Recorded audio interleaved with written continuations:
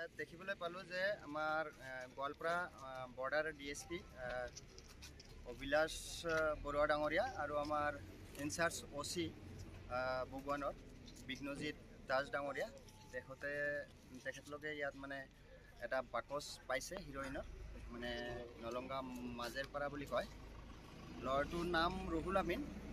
তো যি হওক পাব্লিকৰ এইটো মানে ইয়াত বহুত পাব্লিকো আছিলে, পাব্লিকৰ সহযোগত আৰু আমাৰ OC বগুৱান তেখেত যিমানখিনি কাম কৰি আহিছে আজিলৈকে বহুত ভাল কাম কৰিছে আৰু ধন্যবাদ জনাম আমি আমাৰ বৰ্ডাৰ DSP মহোদয়ক।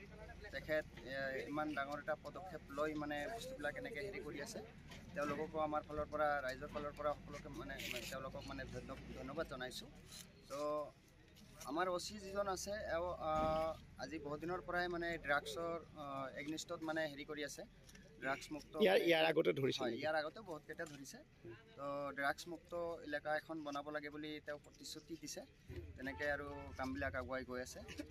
তো ল'ৰাটো আমাৰ হেৰি এই কি বুলি কয় নলংগা মাজেৰপাৰা। ল'ৰাটোৰ নাম ৰুহুল আমিন বুলি গম পাইছোঁ। তুমি ইয়াতে ঠাইখিনিৰ নাম কি? এইখিনি কোদালকাটি পেট্ৰল পাম্প বুলি কয়, ভাৰত পেট্ৰলিয়াম এইটো। হয়, ভাৰত পেট্ৰলিয়াম। ইয়াতে হাতীলতে ধৰিলে। হয়, বাছ সেইখিনি আমাৰ ইয়াত দেখিবলৈ পালোঁ যে আমাৰ গোৱালপাৰা বৰ্ডাৰ DSP অভিলাষ বৰুৱা ডাঙৰীয়া আৰু আমাৰ ইনচাৰ্জ OC বগুৱানৰ বিঘ্নজিৎ দাস ডাঙৰীয়া তেখেতলোকে ইয়াত মানে এটা বাকচ পাইছে হিৰইনৰ মানে নলংগা মাজেৰপাৰা বুলি কয়। ল'ৰাটোৰ নাম ৰুহুল আমিন। তো যি হওক পাব্লিকৰ এইটো মানে ইয়াত বহুত পাব্লিকো আছিলে, পাব্লিকৰ সহযোগত আৰু আমাৰ OC বগুৱান তেখেত যিমানখিনি কাম কৰি আহিছে আজিলৈকে বহুত ভাল কাম কৰিছে আৰু ধন্যবাদ জনাম আমি আমাৰ বৰ্ডাৰ DSP মহোদয়ক। তেখেত ইমান ডাঙৰ এটা পদক্ষেপ লৈ মানে বস্তুবিলাক এনেকৈ হেৰি কৰি আছে। তেওঁলোককো আমাৰ ফালৰ পৰা ৰাইজৰ ফালৰ পৰা সকলোকে মানে তেওঁলোকক মানে ধন্যবাদ জনাইছোঁ। তো আমাৰ OC যিজন আছে আজি বহুত দিনৰ পৰাই মানে ড্ৰাগছৰ এগনিষ্টত মানে হেৰি কৰি আছে। ড্ৰাগছ মুক্ত ইয়াৰ আগতে ধৰিছে, ইয়াৰ আগতে বহুতকেইটা ধৰিছে।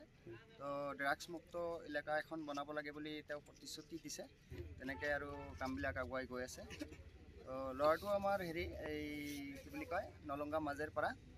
ল'ৰাটোৰ নাম ৰুহুল আমিন বুলি গম পাইছোঁ। তুমি ইয়াতে ঠাইখিনিৰ নাম কি? এইখিনি কোদালকাটি পেট্ৰল পাম্প বুলি কয়, ভাৰত পেট্ৰলিয়াম এইটো। হয়, ভাৰত পেট্ৰলিয়াম। ইয়াতে হাতীলতে ধৰিলে। হয়, বাছ সেইখিনি আমাৰ